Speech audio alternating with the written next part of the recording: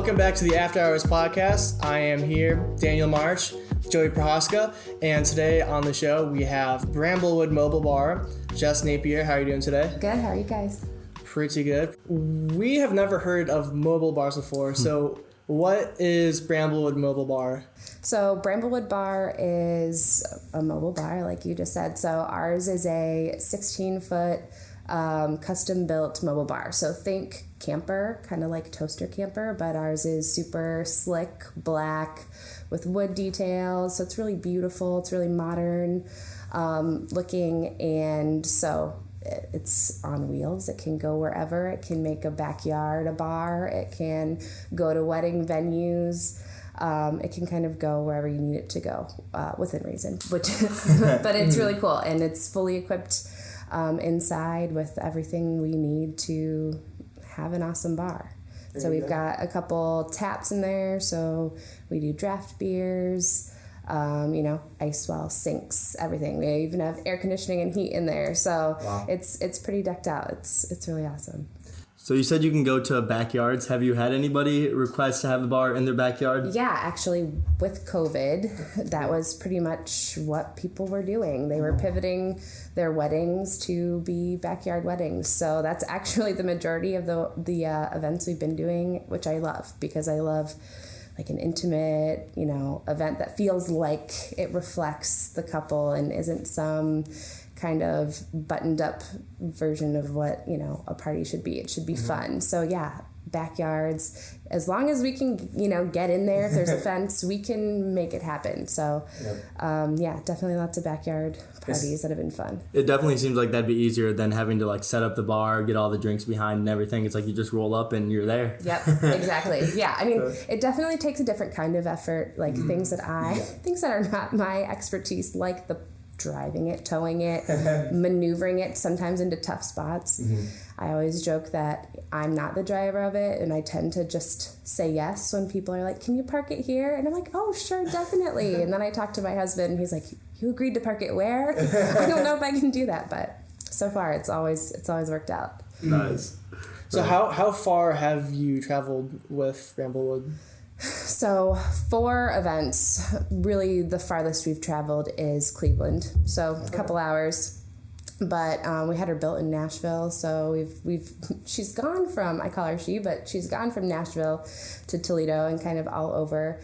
But yeah, we've had enough kind of interest and excitement in the local region that it's been really nice to be able to stay like around this area and do events here.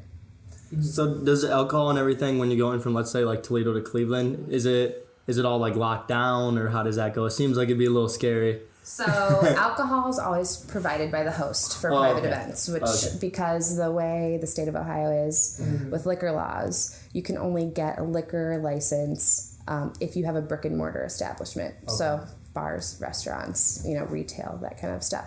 So we actually don't provide the liquor, but what we do is we sit down, we say, okay, what do you want your bar to look like? What's your dream bar for your event? What kind of signature cocktails do you want? What are your guests like? Do you have a lot of people who like to drink craft beer on tap, or do you have a lot that like the craft cocktails? And then I'll sit down and say, okay, here's a list of everything you should buy for your bar and how much, and a price estimate. And I'll send them to preferred vendors that will, help facilitate. Sometimes they'll deliver to us so that the host never even has to worry about touching it. And we can kind of coordinate getting it there for them and getting everything as seamless as possible, but while keeping it legal. Yeah, of course. Yeah, because I know with a lot of our previous guests, it's always been different depending on what state you're in or even country you're in, all the different rules that there are. Yeah, it's amazing. I mean, some states do work really well with mobile bars. I think we're just so new in Ohio. I hope things maybe continue to change a little bit, but yeah, some states you can totally have a full liquor license and be able to sell by the glass and do all the fun stuff that comes along with that. Yeah, and it really seems like Toledo has been really kicking off with the beverage industry over the past 10, 15 years. Yeah, I think that Toledo has, one of the best bar and restaurant scenes, I think, in the Midwest for sure. That's where I started serving and bartending in the area, and that's kind of how I fell in love with the industry because the way our people like to get out and have a good time. I don't know what it is, if it's like we feel like it's the the only thing to do on the weekend is go out, but I certainly enjoy it, and I think that everybody tends to rally around locally owned places here, which is really, really cool. I agree. Yeah, and so I'm hopeful that things continue to go that way and we can keep bringing kind of new, exciting things to this area because there's so much that we could be doing here that I see in kind of other markets that's really, really cool. So, do you have any favorite local establishments? Oh, yeah, for sure. So I definitely love, so my husband and I live in Perrysburg. We love 5th Street. We love Swig. Downtown, love Souk. I don't know if you guys have been there yet. But great Mediterranean food. Yeah, absolutely. Yeah. Super good. The owner of Souk is actually the owner that I worked for when I was serving and bartending. So to see that establishment, flourish and do awesome things is super cool. So love Souk, love Toledo Spirits. I was listening to your guys' interview with Firefly, and I have not been there yet, but their cocktails look absolutely amazing. So super excited to check that out. But yeah, I think all of those places are the ones you can go to consistently, and you have good service and the food is good and you can just relax and let your hair down and enjoy yourself. I agree. So you mentioned you started in the bar and restaurant industry here in Toledo. How long ago was that? So I started, actually my first job really was serving, and I think I was 15, at just a little diner in my hometown. And then when I came to college at UT, I worked at Applebee's, and then I started working for more local restaurants. So I started working for La Scola, an Italian restaurant, and Burger Bar 419. And those were the places where I realized, okay, this local bar and restaurant scene is totally different from working for somewhere corporate. And it's a family, and there just was so much more passion behind the food and the drinks, and it really left you feeling kind of connected to the place. Like, that can't leave the industry kind of thing is what happens when you're working somewhere that you just enjoy what you're doing and who you're doing it with, and, you kind of feel the love come out through food and drink, and yeah. So, being a mobile bar, I'm sure you go down a lot of figurative and literal journey paths. Has there ever been any out there requests, like to go to some strange location or something that's just completely out of the blue? I guess we could do that. Strange locations. Or has it all been? Yet. Not yet. Yeah, okay. It definitely is not off the table. Yeah.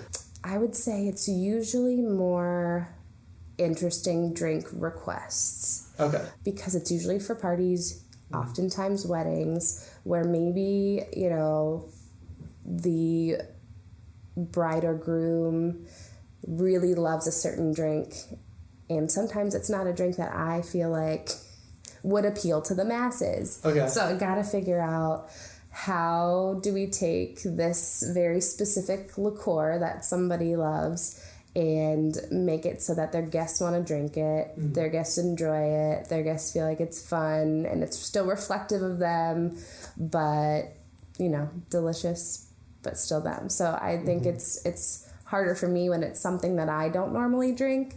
So then I have to experiment and think, okay, what fun stuff can we make from this? So those have probably been the most challenging as far as that. We had an event last weekend in a loft space downtown, and we have another satellite bar, portable bar. We didn't quite realize how heavy it was until you have to carry it up a narrow flight of stairs and just kind of getting up there. And yeah, we're mobile, but sometimes it takes a little extra effort to get where you need to be and, you know, serve the amount of people you need to serve with not like a bar or restaurant where you've got that back room of stock. Like, you have to make sure everything is with you, and, you know, a lot of mental math to figure out, okay, how many mixers do I need for this amount of people, for this long of an event, for, you know, because if we run out, we run out. Yeah. I can't really do anything about it. So those are kind of the challenges that I think are common for mobile bars. Okay. And going back to having to make interesting or new cocktails, do you have like any specific go-to like platform or like an article to get inspiration, or like what's the process for coming up with new stuff? I think it's a little bit of everything. Definitely lots of Pinteresting. I usually will like start there, right? Because I think, okay, what can I do with these ingredients, you know, that looks really nice? And that's where the Pinterest comes in, because you see all these beautiful cocktails. And then it's looking at, okay, is this realistic to scale for 200 people? Right. Because that's not always the case. So sometimes it takes creativity to do that. But I definitely think going on social media and looking at what are other mobile bars doing? How are they batching out huge 100, you know, of the same cocktail.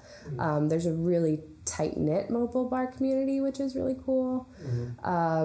So I'm a part of some groups that are constantly kind of swapping recipes. We made our own cocktail book from all the mobile bars. That's cool. Put together recipes, and it's like kind of a great go-to manual of, okay, this person really wants grapefruit. What are some really great grapefruit drinks that I can scale to you know, batch out for hundreds of people? So I definitely say it's just kind of an inspiration of looking at what would I want to drink, what, you know, would the people I know like to drink, and how do we make it look good, and still look special. So yeah. You mentioned there's a very close-knit mobile bar community. Are there any others in like the Northwest Ohio region? Yeah, so I know that there's at least one in Toledo that is a converted horse trailer. Okay. So that's really cool. There's definitely some in Columbus and Cleveland. One of the weddings we did in Cleveland was really cool because the owner of that one also has a mobile like camper photo booth. So they had us for the mobile bar and they had the camper photo booth. Oh, that's cool. And it was really cool to have her just kind of come up to me and welcome me and share some wisdom. And yeah, it's really great. I know there's some in Michigan, so they're kind of popping up all over, which is really cool. But being a part of those kind of groups online too kind of gets everybody from all around the country. Other countries are part of the group too, and it's really cool to see kind of what the trends are in other markets and think about how we can bring it here. Yeah, for sure. Do you know how long this has been around? That's a good question. I mean, I don't know kind of when the first one started, but I think a lot of them that I am hearing kind of popped up probably like within the last 5 years of like the true camper style mobile bar. Yeah, but I think so many businesses are turning mobile now that it's just going to continue to grow. And I think there's a market for it everywhere, pretty much. I mean, anywhere there's anybody drinking, there's going to be events that you need a mobile bar for, and it's really cool to be able to go to different places. The company we had our bar built through was they build tons of mobile bars, mobile cigar bars, mobile podcast. Really? Yeah. Interesting. Yeah, like a super mobile cool. studio? Yep. Wow, a mobile that's studio. awesome. They had a mobile hair salon. We actually might need one of those. Yeah. Thinking about that now. Yeah, It's like, all right, we're coming to Nashville. Yep. We got the studio. Like that's awesome. It was super cool. I'll share their contact information with you guys. But yeah, there's flower trucks. There's kind of everything. I think people are seeing the beauty in this business model of, we don't have to be bound to one location, whether that was in the corporate world this year, and realizing, okay, people can work remotely or work from other places and still be productive. So I think all these business models are coming up with ways to get out into the community a little bit more rather than staying in one spot. How was the starting up of Bramblewood Bar? We started the bar build process in fall 2019.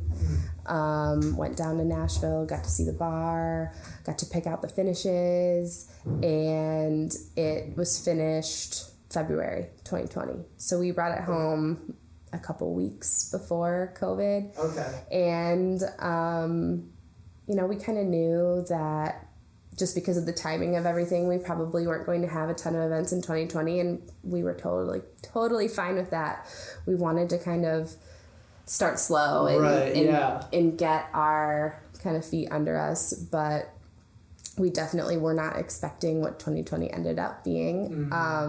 But it's been, exciting because the weddings and events we were able to be a part of were some of them more intimate, and couples who had to change their entire plans for their day that they maybe had spent years planning up until that point, and they had to change everything about it. So to be able to bring something that was exciting to them and memorable, and just bringing that level of care to their event that I think that they were hoping for was really special. So kind of a good, not good part of COVID, but a silver lining of being able to be something special about the events that were able to happen in 2020. And then kind of planning for 2021, it's now everybody's ready to get back to their events. So many weddings. Yeah. That 2021 and 2022 are going to be really busy. So that's a good thing. Heck yeah. Yep.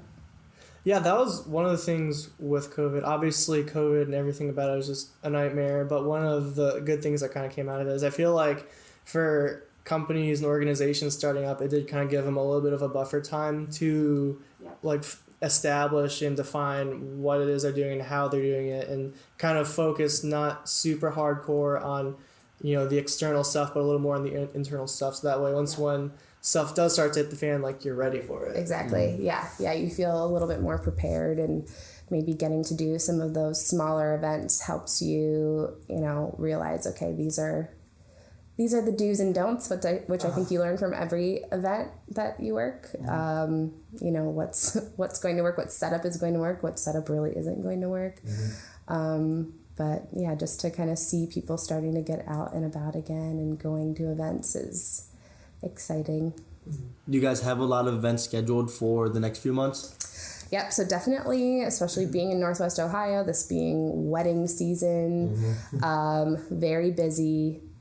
Fall is super busy, which I think I knew that more and more weddings have been starting to be fall time here, but the demand for fall, not only this year, next year, so 2020 fall is already booking up. So those things are exciting. So yeah, it's nice to be able to kind of plan well in advance. For some people I've talked to, it's been okay, what are your available dates? Because I'm kind of planning everything around wanting this bar. And that's exciting to hear. It's pretty cool.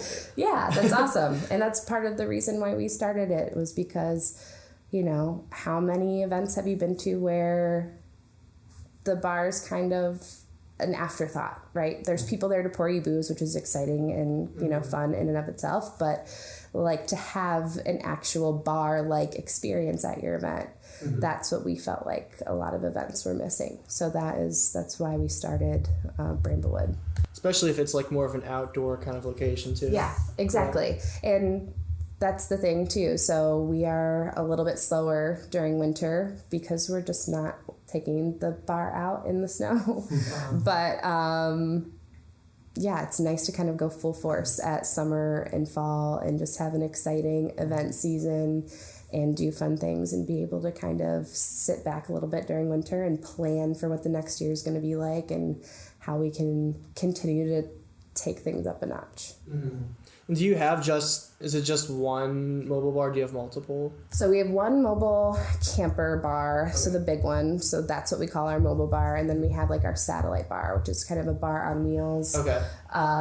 That's more for venues like the Loft event where we couldn't, get the big camper upstairs, but we can bring something that's really beautiful. It has the wood detail on top and a black bottom, so it matches our mobile bar, that we can take to events that are maybe not compatible with the big mobile bar and still be able to serve from something that looks really nice. And Is this something that you've been considering maybe like expanding to having multiple mobile bars? It is possible. I definitely think the demand is there.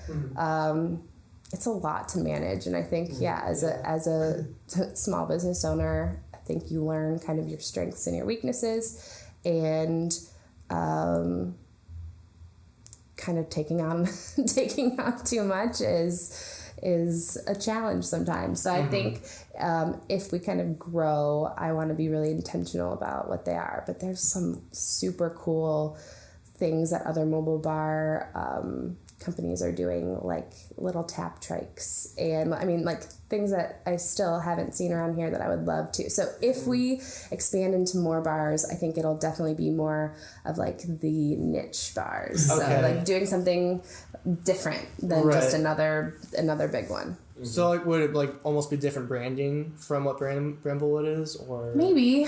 Yeah, I haven't thought totally through that, but I think they would serve a different purpose. That's for sure. Whereas the big mobile bar, we can do a totally full bar. Yeah, having something that's maybe even more mobile, that's just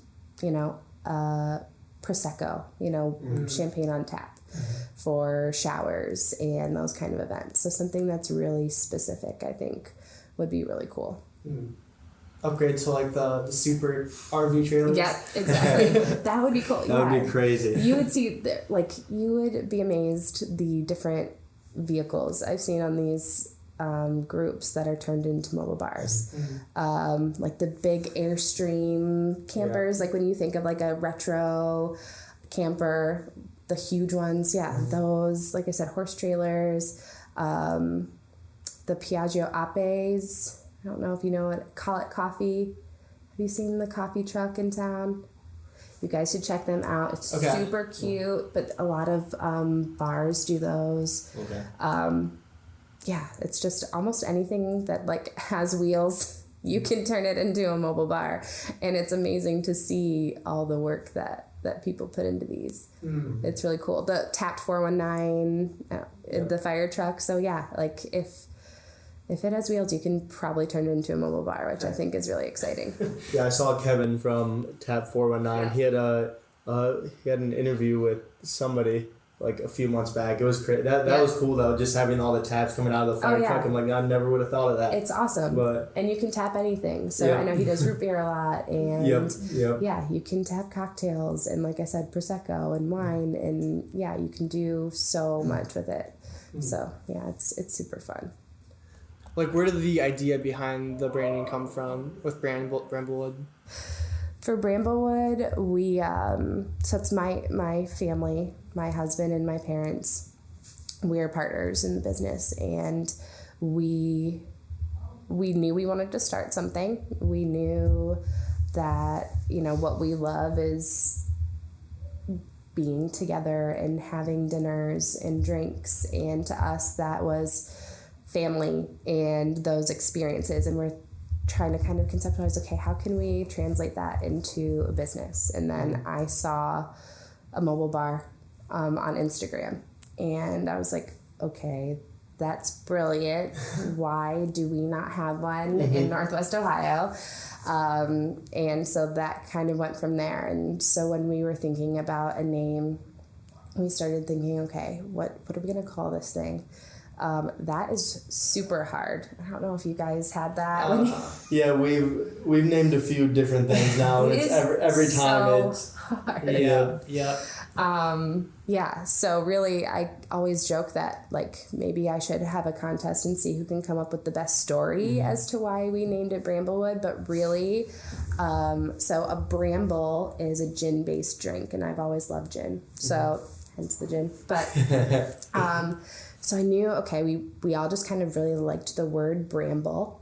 And we thought, oh, the Bramble Bar. We wanted just something else. And we knew we had our bar, and it had some beautiful wood detailing. And we thought, what about Bramblewood? So it was just honestly kind of one of those things that once we said it kind of clicked, and we all agreed on it. And with the bar being built out of Nashville, we worked with somebody in branding down there and got to do a whole branding workshop, which was really awesome. And yeah, she said that when we kind of laughed about how it's just kind of what we liked, she said, you would be shocked at how many businesses say the same thing. It's just kind of what they all liked and agreed on. So yeah, for us, I think it reflects kind of a bramble is like a berry, a blackberry. So that's why you see that on all of our branding is the berry.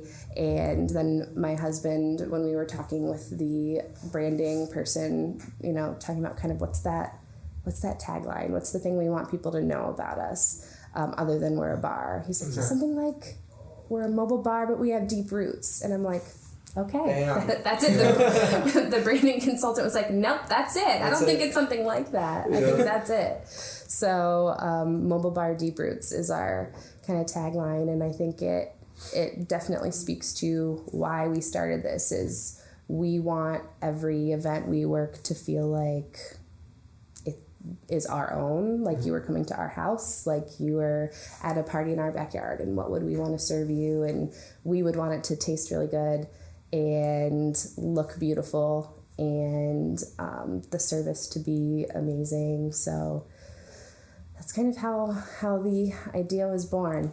The name is great. Yeah, Thank you. Super cool branding. And I'm looking at the website right now. The website's great too. Thank you. So you guys did amazing. I appreciate that. Yeah, I felt like we kind of have one shot at rolling this out. Yeah. And that is one of the things when thinking about branding, especially of a bar, a mobile bar, you want to be careful. You want to make sure you're communicating the right thing. So I kind of think about that with everything we do branding wise of like, okay, is this bringing to the table what we're all about? And I really want it to communicate to people that, yeah, it's kind of real people behind the bar and behind everything we do. And you're talking to me when we're on social media, and, it's not kind of an afterthought what we're doing. We really put a lot of love and care into the bar for these events because we think it's so important. Yeah, 100%. You guys have been operating for a little over a year now, right? Yep. And what is one thing you wish you'd have known when you first started out? One thing that I know now that I think I knew then, but it really has... Like clicked? Clicked, yeah. A couple things. One thing would be to focus on the people who really see the value in what a mobile bar can bring to their event, right? It is not for every event. It's not going to be every person's priority at their event, but we are for the people who this is kind of what they really care about is great drinks and a great experience and food for their guests at their event. So I think focusing on that and the right clients and making sure you're working with the people who really kind of align with what you do is what really kind of brings the fire and excitement in doing the mobile bar. I think number 2 is the importance of being just hyper organized and how much like math I mentioned before, like the mental math, how much math I would really have to be doing, like constantly calculating, okay, if the guest wants, or I'm sorry, the host wants, let's say a French 75 on tap. Okay, these are all the ingredients I need. They have 200 guests. We're going to estimate, whatever, 1 drink per hour, and kind of doing the math and how do I put all of that together and make sure that we have all the ingredients we need and, just a lot of like being hyper organized is what's going to make the event go flawless. So it's always a lot of work before the event, leading up to it. But once it starts, it's like, that's when the magic happens. That's when you're getting to serve people their drinks and getting to see them taste it. And they're always excited, and people are always up at the bar saying, oh, this is so cool, and talking. And that's what we started this for, is to like get out there and be able to interact with people. And so I think focusing on kind of what's important is key. It kind of reminds me of I think it was a Tipsy Bartender, that YouTube channel, where like he just has like this really big like bucket, and he's like, all right, let's make a cocktail. He's just like, here's all these ingredients.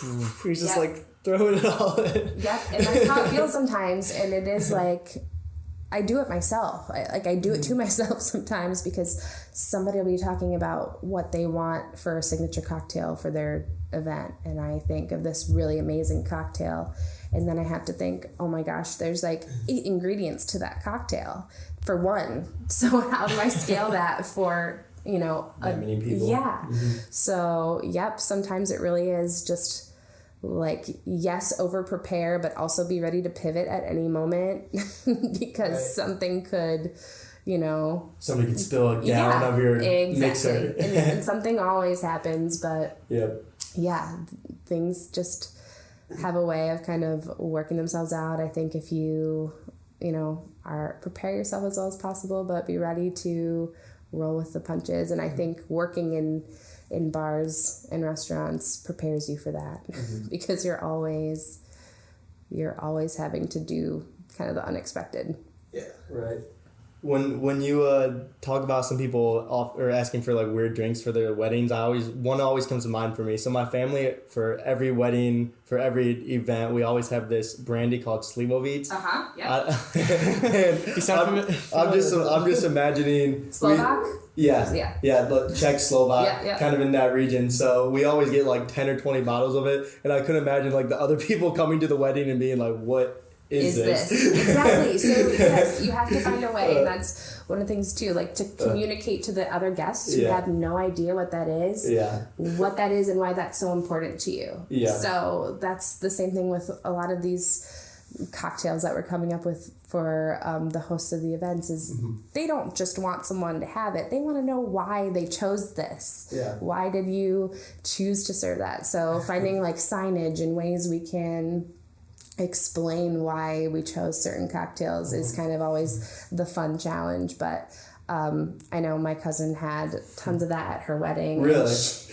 They maybe jokingly, maybe seriously sent out like a disclaimer of like, I sign my name that I will not hold them responsible for what I do while under the influence of the Slivovitz. Yeah. Slivovitz? We call it, I don't know if it's Slivovitz or Slivovitz. Yeah.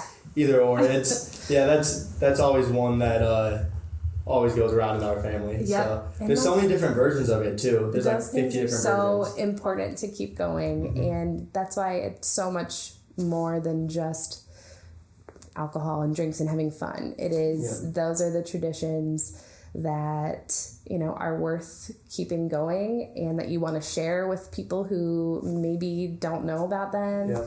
And why I think that the bar is such an important part of any event. Do you have any favorite parts about running Bramblewood or anything that like sticks out over everything else? I do actually way more than I thought I would like the social media part of things and interacting with people on social media, sharing recipes. For Christmas, we did 12 drinks of Christmas, and for those 12 days I shared a recipe video every day and got great feedback from those. It was a lot of work to do those. I have a whole new respect for like the influencers who really put out content like constantly, because it is so much work. But I think doing some of those cocktail class events that I've done too, where I've gotten to get in front of a group of people and teach them how to make a couple things that are simple, that are super approachable, that they can, easily go back and make at home. But just to do some more of that sharing of how to do things has been really exciting. Mm-hmm. Do you find like certain social media platforms easier than others for engagement? yeah, and I don't know. I would say we get, maybe because I don't put as much effort into it, but don't get as much engagement on Facebook. Mm-hmm. But I feel like the target client in many ways is on Instagram, because it's usually those getting married, right? And the demographic that's, kind of in the mid-20s age range is probably focusing more on Instagram. So Instagram is just more fun because we have more interaction there. Yeah. I love TikTok, but and of course all of those bartending recipes, like if anyone were to see my saved videos on my personal TikTok, it is all drink recipes, because I'm just amazed by the creativity and all of it. It's just so cool. So I love TikTok for that, but Instagram is kind of our bread and butter as far as being able to interact with people and being able to share content that I think is meaningful and kind of goes beyond just, here's what event we're at today. But right. I like to kind of share a lot about, like I said, recipes and ways people can do this at home, because ultimately what I want people to take away is, again, how important it is to kind of get out there and get creative and try new things. Try gin if you think you don't like gin. Maybe right. There's another way to try it. Yeah. So that's the part that I think has been surprising that I like a lot about it. For sure. And going back to like Facebook and Instagram, like running the after hours social media, I'm personally noticing the same exact thing. And I think it has something to do with like Facebook's algorithm. It's different. They do not like businesses. No, the reach is like nothing. So, and then I feel bad because then I kind of ignore it for a little while because I'm just not spending as much time interacting with people on there. Mm-hmm. But I think it's an interesting thing to figure out, and something I like never really thought that I would be paying so much attention to. But yeah, it's definitely interesting, and to think about how things will continue to change, and there's always going to be a new platform, and being able to adapt to that is really important. Yeah, we had kind of the same thought when we started. We had a few companies we were running social media for, and we didn't realize running social media for 2-3 companies, it's actually a lot more work than you think it's going to be originally. You're like, 3 posts or 5 posts on 3 platforms a week, easy. But then it's like, well, maybe not. Come up with those posts. Come up with those posts. Make sure they're like quality content. I think is the hardest part of. I think I'm way more of I would rather give you something that I think is valuable than just kind of put a cute picture up there. So I think that takes like a lot of effort to think about that and engage with people too. You want to not just, post and run. You want to be able to talk back and forth, and that's how you gain a lot of connections. And how I've met so many people in the bar and event scene in the area is just meeting them through social media, which is really cool. Hey, we met you. Yeah, exactly. And to see all of the new things that are coming up in our area is super, super exciting, and social media is a great way to do that. Oh yeah. It's kind of a side note. The only time that I've seen Facebook work recently for an establishment, it's from my hometown Elyria, Unplugged Brewing, and the reason why I think it worked for them, like they just exploded. They went within like the first few months, they went from like nothing to like 3,000-4,000 follows, and I think it's because the way they did it was they were basically exclusively on Facebook, and the only way to find out when they were in stock was on Facebook. Yeah. And then, like, other than that, it was just word of mouth. Yeah, exactly, which is super cool. Yeah, but, I'm not seeing too much on on Facebook. No, we do a lot of, like, personal sharing on Facebook. It's a lot of, like, family. We'll share things to our family there because that's where they kind of keep tabs of us, but tends to be Instagram. Just really want you to spend money on that advertisement. Yeah, I know. exactly. Yep. So we talked a little bit about your favorite parts. If you weren't operating a bar right now, what do you think you would be doing? So the bar is actually side side gig. Okay. A very time-consuming side gig. But, you know, it kind of offsets our jobs that are not at all bar related. So I work in higher education, and my husband works in health insurance. Okay. So this is our creativity. This is the kind of, you know, exciting, not that our day jobs aren't exciting, but this is, like I said, where we kind of can put our own stamp on things. And I think that's what being an entrepreneur, that's one of the exciting things about it is, and scary things, because what you're doing is essentially you in a business form. So you want to make sure like you're taking care of it and you're putting the effort into it that it deserves. So yeah, I can tell you that is what I do. That is what I do. It's been definitely a kind of a journey. I have a degree in psychology. I have my master's in counseling. Again, nothing bar related, but the whole time I was working in bars and restaurants throughout that time. But I never saw working in a bar or restaurant as my career, but I wish I did at that point, because I think so many people kind of look down on the service industry that I thought, well, this can't be my career. I might really enjoy this industry, but there's no way for this to be sustainable. It's weekends. It's long nights, long hours. So part of doing the mobile bar and being more events-based is perfect, because it doesn't have to be every night. It doesn't have to be every day. It can be, we can block out weekends that we have other things going on if you know, we're not going to be available. So it's a really nice business model that works for us, and having that flexibility. Do you have any favorite events that you've done? Yes, I think one that definitely sticks out, it was actually a more challenging event because it was all coffee and hot chocolate and alcohol, but of course, but it was, you know, in the middle of December, and there were so many reschedules for this couple because of COVID. I think the original plan was maybe a destination wedding, and then that couldn't happen. And then it was supposed to be in a different state, and then that couldn't happen. And then it ended up just being a backyard, super intimate event, but they wanted to add something special to it. So we did kind of a boozy coffee bar. Okay. But the way the backyard was set up, and it was just so beautiful, candles and, you know, some music and kind of just those very close people to you. There's just kind of something beautiful about being able to be part of these intimate moments for people and kind of witness everything. And that was definitely one of my favorite. Very challenging to kind of make sure everything is hot. Yep. That we definitely learned.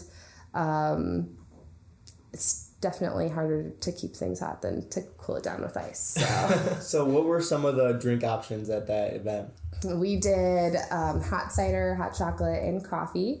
And we did Bailey's was an option. We did whiskey.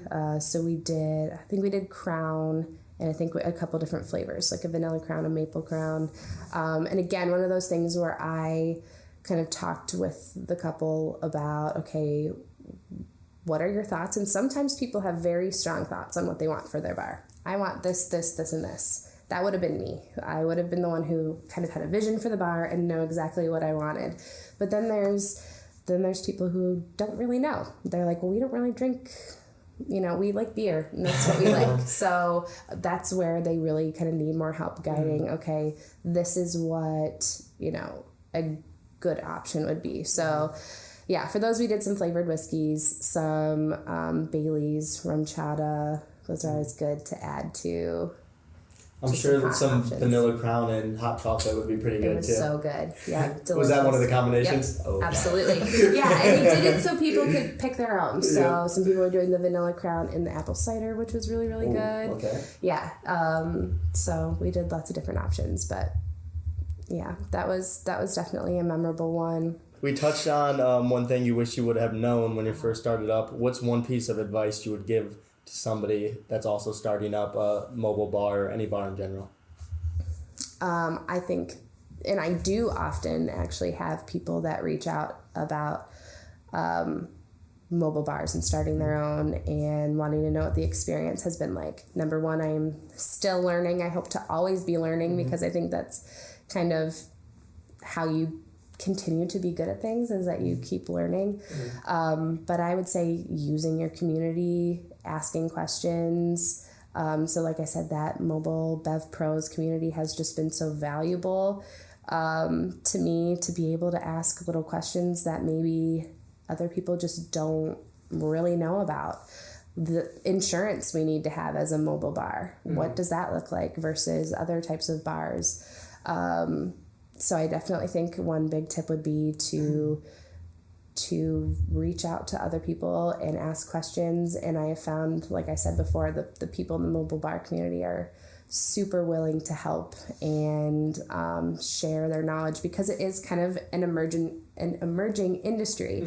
So I think everyone kind of gets that like grassroots feeling of like, we can all do great at this and we're all going to help each other. So I love that there's like that community over competition feeling. So I think the more we can keep that going is really beneficial for everybody. And then on the other side of that, is there like any like establishments where it's like they are just everywhere, taking over, almost like the McDonald's of fast food, I guess, like they're just exploding all over the place? There are some mobile bars that are like franchised out into several different cities.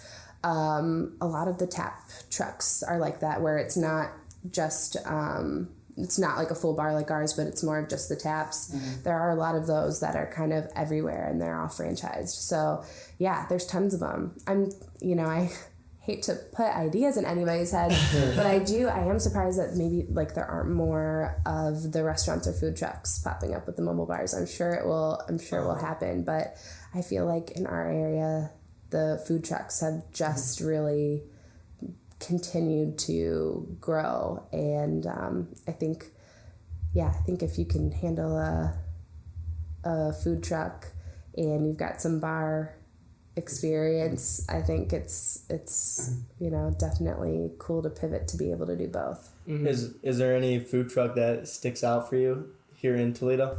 I love when they come to the farmers markets and there's a bunch of them, so we can try one. Okay, the ones that come to mind, we love the bistro burger. Dietz is always good. I love Grumpy's garbage salad, so I always try to go get a garbage salad when I see them. The Wicked Lobster, I don't know if you guys have heard of that one. I haven't heard of that one, no. Sounds intriguing. Yeah. People always kind of go bonkers when they're in town because they're so good, but I don't always think they're in town. So I think they're one that they just come through here every so often, but definitely a good one. I feel bad. I'm sure there's so many more that I haven't mentioned, but yeah. Have you had a Taco Gringo? No, I don't think so. They're Are they the really best? Good. From my experience, their street tacos are 10 out of 10. Okay, I will try. It's hard to beat. And I was thinking about that because you said they should serve, and I'm like, well, some margarita with their street tacos would probably be pretty good. Yep. Exactly, yeah. Is there going to be a Bramblewood restaurant in the near future? I don't think so, but you never know. You never know. Of course, the more we do this, I think it would be cool to do, a brick and mortar place or, even a food truck. But I think we're focusing on what we're doing right now and having fun with it. But yeah, you never know. You never know. I don't think I knew, a few years ago that I'd be doing a mobile bar. So, yep. Never know what can happen in the next 2 or 3 or 5 years. Yep, absolutely. Absolutely. So what do you think your next adventure is going to be? Maybe not like as high as level as Bramblewood, because that's pretty big, but what's the next kind of game plan that you might have? I would say, as far as the bar, would probably be to figure out, okay, what's the next cool bar we can add to the experience. So whether it is, like I said, like a little tap trike that they have, or what is something that is really unique that we can bring to keep things fresh and exciting. So, like I said, the full mobile bar is really awesome. It's also a ton of work. So finding something that is a little bit more, even more mobile and a little less kind of work on the back end would be awesome, to just have something that we truly can just like drop off and here's your bar and we'll pick it up later, or have, you know, a staff there to be an attendant. So that's probably the next thing is, focusing on our events that we have going on and really putting the love and effort into them. But I think next near future thing would be, how can we add to our fleet in an exciting way? Bramblewood train. Yeah, that would be super cool. Cool. I know. I'm always trying to think of like new, different kinds of events that we can do. A train event would be so awesome. Maybe a little expensive. It would be a little expensive, but maybe we could do like a pop-up event, something fun. Yeah, I think that as things continue to open up from COVID and people can get back out and doing things, I'm excited to do more community-based events. And it's been very private event heavy because of COVID, and things have had to be really, you know, small. But I'm looking forward to getting back to where, you know, we can kind of execute all these larger event ideas that we have going on, and working with other people in the industry to make those events fun. Right. So you do a lot of events. So what happens if somebody's at a wedding and they've had one too many to drink? What would be your hangover recipe? Hangover recipe. If you can, water before bed, which I am terrible at. I think that sleeping in as much as possible, and then you wake up. I like to have a nice greasy burger, or I really love a sub and chips for a hangover, and some Sprite. It's got to be like the McDonald's Sprite, you know, the good Sprite. And just time. I wish I had a special remedy. I am not on the camp of keep drinking because I think it just only extends my hangover. But we can make a good Bloody Mary if that's what's needed. Okay. Yep. Fair enough. We kind of get 50-50 with that. It's like water greasy burgers on one side, and then the other side's like hair of the dog. I know. It's a lot like of people are like, 50-50. you have to just keep drinking, and for me that has never worked. It's always been like it works temporarily. Yeah, but then when it comes down, it's real bad. When you're drinking that Bloody Mary the next morning, you're like, oh, I'm good, and then you stop drinking the Bloody Mary, and you're like, not okay. Exactly. Like all I did was kind of push this off for a couple hours. Yeah. Yep. Yeah, back during my senior year over at UT, my go-to was always, it's always what they tell you not to get. So like the pizza, the Cheetos, and milk for some reason. I don't know why, but it cured everything. Yeah. I have not tried the milk remedy, but we'll see. Maybe next time. Usually when I wake up in the morning, I'm like, no dairy, no like. Can't do it. It's interesting though. Yeah, I'm an odd case, so probably doesn't work for most, but it works for me for some reason. That's good. It's important to know what works for you. Yep. Yeah, luckily that hasn't happened since college. That's good. That's good. All right. So I guess, do you have any like more questions kind of on Bramblewood? You want to jump into some fun questions? I'm good with that, yeah. All right, let's jump to some fun questions. So one of my favorite questions I always like to ask is paranormal activity. Have you ever had any like ghost stories or crazy spooky things happen?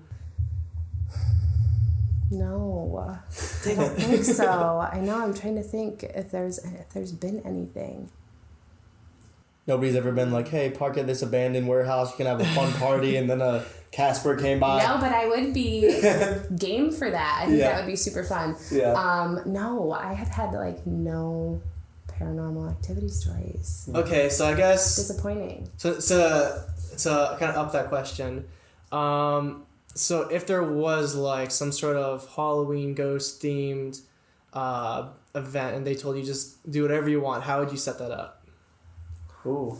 Okay, so I think, this is like the whole thinking out loud, going through the process of things. My initial reaction is like, it'd be super cool to do stuff with dry ice, right? Really cool, smoky. Dry ice is also very dangerous. So that's the things that as a business owner now I have to think about. I'm like, oh, what is our liability in serving something like that? We don't want any real ghosts. Yeah, exactly. So yeah, I think it would be super fun to, theme out the cocktails that are, maybe not dry ice smoky, but maybe we do some smoked bourbon drinks and super cool garnishes that are maybe a little spooky, but not like silly. Like I like for it to still be a little elevated and to be a nice drink. So, I think finding ways to kind of bring in the theme without it being like over the top. Too campy. Yeah. Sometimes that's good though. But I think depending on the event, like setting up stations are really fun. So like an old fashioned station where there's an attendant there, we can walk you through, okay, you can choose these different types of bitters. These are the bourbons. These are the different sweeteners, the sugars, the simple syrups you can use to make an old fashioned and make it your own. So I think those kind of things at like those themed parties are super, super fun. Mm-hmm. I think we need to schedule a Halloween event. Yeah. Old-fashioned station sounds great to me. That's always one of my go-tos. Yeah, could do some really cool things with like traditional Halloween candy, themed cocktails. Yeah, the possibilities are really endless, which is fun. All right, do you have any thrill-seeking events that's ever happened before, like just in general throughout ever? Either like in your business or like, hey, I went bungee jumping off a 7 million foot bridge. That's a high bridge. That is a very high bridge. Nothing like that. I think the most kind of thrill-seeking thing, I'm trying to think if there's anything else, but kind of those drop at the hat kind of things that you do, like that you didn't plan for. Gosh, I'm trying to think how many years ago now. Several years ago, my friend won a Facebook contest to be in a music video. Okay. So we flew out to LA the next couple days after that, couch surfed, stayed on a stranger's couch for a couple days in LA, and just kind of had a cool weekend, and it was an amazing experience, and it turned out really awesome. Could have turned out really bad, but couch surfing, was it like Airbnb or? So it was. I don't know if it's still around, but there was an actual app called couch surfing. Oh, and so it was literally people who kind of put their couch up for. So you could see how you would read some people's profiles and you'd be like, this is pretty sketchy. I don't feel comfortable staying at this person's house. Yeah. But, there was somebody on there who said, they just love showing people their couch around LA. And like, if you want to stay for a couple nights, that's totally cool. They kind of vetted us and we talked back and forth and did all the contingency planning of like telling my husband, okay, this is where I'm going to be staying. And, but we were young, we had no money. We really wanted to do this. And we were like, let's just do it. And it ended up being really amazing, but it was a cool experience. I believe the app is still around. We actually did a competitive analysis for one of our clients not too long ago for it. And it's kind of how Airbnb, not like what the direct inspiration was, but I know it was one of the reasons like how it started. Yep. So it's a cool thing. And I don't remember, do they charge you to stay at their places, or is it like a low fee? Some people might have, but ours was nothing. Okay. So literally nothing. It did connect the profile to Facebook, so you could see that the person was like a legit person. And we talked, like I said, back and forth for a little bit before, but no, we met the person at a house party they were at. Like, we got off the plane and we met them there, and we went out that night, and It is a miracle. This is why I said this is the thrill sequence. It is a miracle, but it ended up, this was just a really good person who truly was like, yeah, cool, you can stay on my couch for a couple of nights and see LA, and no big deal. We brought some booze, and that was our thank you gift, but we didn't pay anything. So yeah, it was amazing. So there are good people out there that just like hosting and yeah. There you go. Lucked out. I'll have to try that one time. Just go to a random city and go to couch surfing and be like, I'm not putting my stamp of approval on it. I got very lucky. Probably. It's all you, Jamie. Yeah, I don't know. Maybe there are more people out there that are just really nice people, but it sounds like something that'd be fun for me, too. So for some people they might be like, no, I'd never do it, but for me it sounds like something that'd be super when my mom impressive. found out that's what I was doing, I was already there. Yeah. And she was not super excited about it, but sounds like, like a 99% chance that it'll be good, but at the same time, I think that was the same rate for Corona, and I got it last December, so yeah. It's possible. It's possible. Yeah, that's tough. Has your recovery been like okay? Long term. I had it in October. Yeah, I'm fine. I did the Owens Corning half marathon, so I did get checked out. Yep. I got the test for that, so I'm COVID free. That's good. So we all kind of got it October-ish, end of October. Yeah, we were mid-October. I swear everybody got it. I went from knowing nobody who had it to knowing everyone. So many people. I'd say most of the people I know got it during that time. The people I know who got it got it during that time at least. And you look at the charts, it's just the way it spikes up and October, January. Yep. It's crazy. I know. And I lost smell and taste. And so that was super hard. And I kept thinking of all the chefs and, sommeliers with the wine. Like, how do you even function if your smell doesn't come back in your taste? So, that's been crazy because I've had some long-term taste distortions that sometimes I'm like, I don't even know if this tastes good. Will you taste this for me? Will you sample this drink because I think it tastes good? But yeah, it's a challenge. Yeah, that's funny. So you said you're originally from around this area, right? So kind of all over, but from middle school on, I grew up in a town called Elmore, super small, but a half hour away from here. Gotcha. So what's one place you'd recommend that's not Ohio for somebody else to go visit that you've been to? Oh, that's a tough one. Okay. I would say this is probably, there's a couple, but I would say I really fell in love with LA way more than I ever expected to. Because I think hear kind of horror stories more than anything of it's all very touristy or very plastic and not.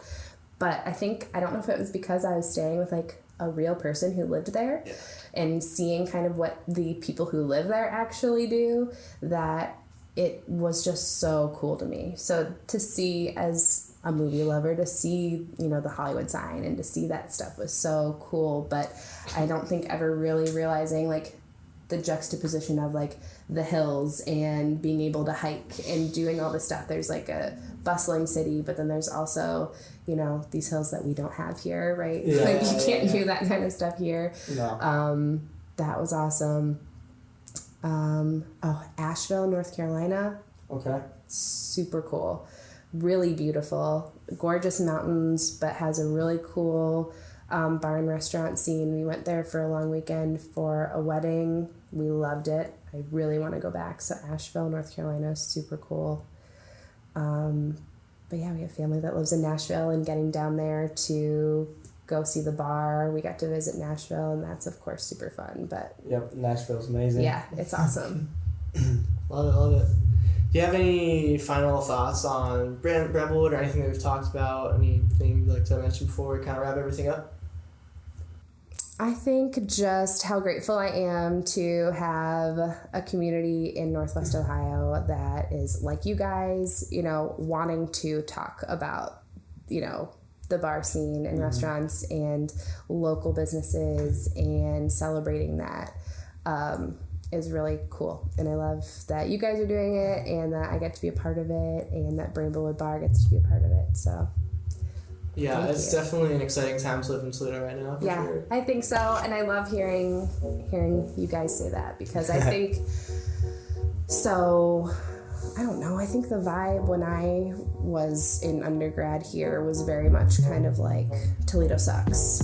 Mm-hmm. And I feel like that staying here post-college, I feel like it's just gotten better and better and better. So I think the city's improved. I think what we continue to bring in, you know, as far as, you know, exciting things to do and, you know, realizing how awesome the metro parks are. Oh, yeah. And all of that stuff. Like, I don't know, were people just not appreciating it before? But I feel like people are really appreciating it more now. And I think it's the young people who are appreciating it and being vocal about it that is what is making Toledo continue to be great and just to keep getting better. So yeah, I love living here. So love the community. 100%.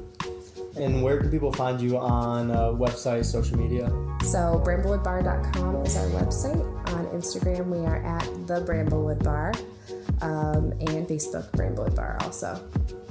All right, awesome. Thank you so much, Jess. Thank you. All right, After Hours Nation, we hope you enjoyed today's episode. If you'd like to stay updated, you can check out our site at afterhourscast.com. Don't forget to tune in next Tuesday morning for our next episode. After Hours Nation, stay thirsty, my friends.